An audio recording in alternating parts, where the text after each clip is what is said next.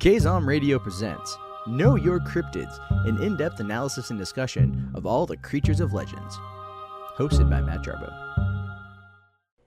Hello and welcome back to another episode of KZOM Radio's Know Your Cryptids. My name is Matt Jarbo and I am your host on this journey of wonder and amazement and legend. So anyway, welcome back to another great episode. This time we're going to be discussing the Kracken. Yes, the Kraken has been around for a lot longer than 2006 Pirates of the Caribbean Dead Man's Chest. So for all of you listening who didn't know that, it's a real old legend, but it's pretty damn awesome. So this one is one of the, in the beginning, as you can see through the show, I'm going through a number of the more popular, cryptids, Bigfoot, Yeti, Loch Ness, Chupacabras, that kind of stuff. And the reason why is because I feel that getting the big ones out of the way first is probably a good way to go, and then it can kind of lead into some of the smaller ones because as I'm doing my research on these, I'm reading up more. So there's all that good, happy, fun stuff. So let's get on with it. The Kraken. This will be fun. It's going to end in a poem, which I'm going to do horribly, and you guys are going to love. So let's get on with it, and here we go. The Kraken are a legendary sea monster from giant proportions said to have dwelt off the coasts of Norway and Iceland. In modern German, Krake means octopus, which can also refer to the legendary Kraken. In Norwegian, Kraken is the definite form of Krake, a word that can refer to the legendary creature. It can also mean frail and poor being, or a crooked, withered tree. Although fictional and the subject of myth, the legend of the Kraken continues to present day, with numerous references existing in popular culture, including film, literature, television, video games, and other miscellaneous examples, such as a rum product. History of the Kraken. The old Icelandic saga Oervalds referenced the massive heather-backed sea monsters of the Greenland Sea, named Hafgufa and Lyngbakar, that fed on whales, ships, and men. After returning from Iceland, the anonymous author of the old Norwegian scientific work Konungas Skuska described in detail the physical characteristics and feeding behavior of these two beasts and suggested the pair may possibly be the same animal. Regarded by the Norse as a kraken, the narrator proposed that there must only be two krakens in existence, stemming from the observation that the beasts have always been sighted in the same parts of the Greenland Sea, and that each seemed incapable of reproduction as there were no other increase of their numbers. Carolus Linnaeus classified the Kraken as a cephalopod, designating the scientific name Microosamus.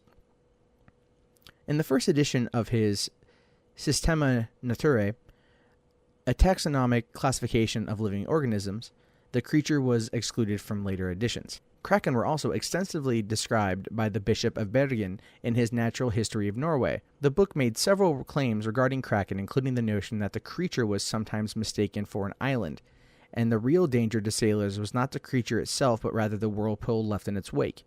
Fishermen apparently also risked fishing over Kraken, since the catch was plentiful, hence the saying, "You must have fished on the Kraken," and that a specimen of the monster, perhaps a young and careless one, was washed ashore and died at Estahaug, 1680.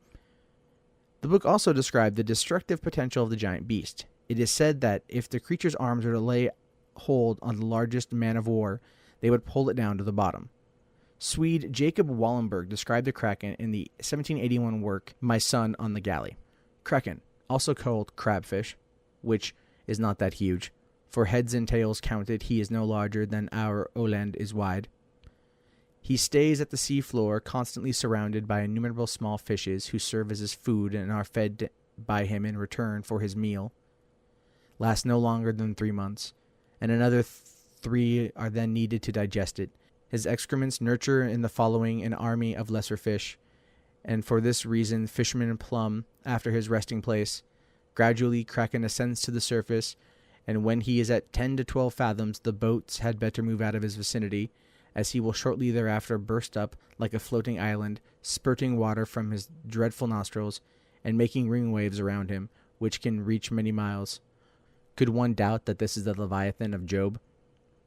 In 1802, the French malacologist Pierre Dens de Montfort wrote an encyclopedic description of mollusks Montfort speculated that there were in fact two types of creatures, that the first Kraken octopus as described by Norwegian sailors and American whalers, and a second larger version, the colossal octopus, which was reported to have attacked a sailing vessel from St. Malo off the coast of Angola.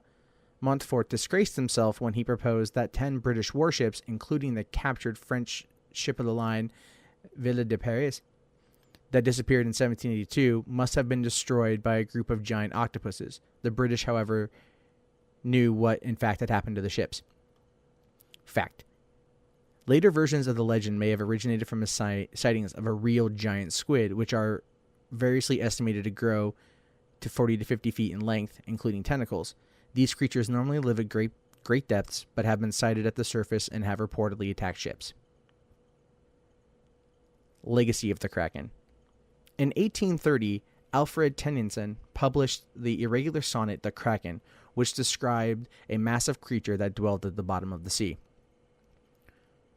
Below the thunders of the upper deep, far, far beneath in the abysmal sea, his ancient, dreamless, unabated sleep, the Kraken sleepeth, faintest sunlights flee, about his shadowy sides, above him swell, huge sponges of millennial growth and height, and far away into the sickly light, from many a wondrous grot and secret cell, unnumbered and enormous polypi.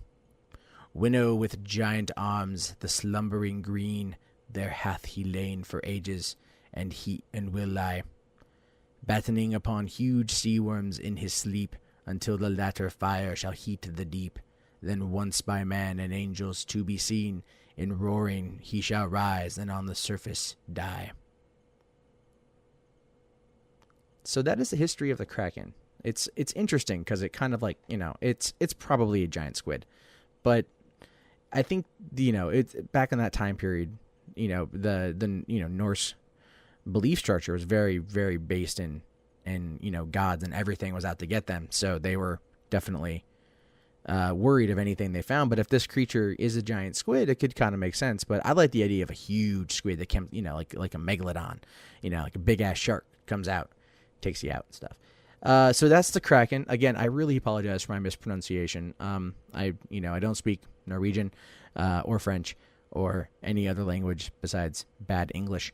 So, but you guys can find more information on that on Wikipedia if you guys want to look. And of course, any other legends, rumors, myths that you guys may hear about or want me to cover on the show, please let me know at KZOM Radio at gmail.com. You can find us at KZOM Radio at Twitter or Facebook.com/KZOM Radio, or you can just go to the website, kzomradio.com. And my name is Matt Jarbo. I'm your host. I will see you next time on Know Your Cryptids.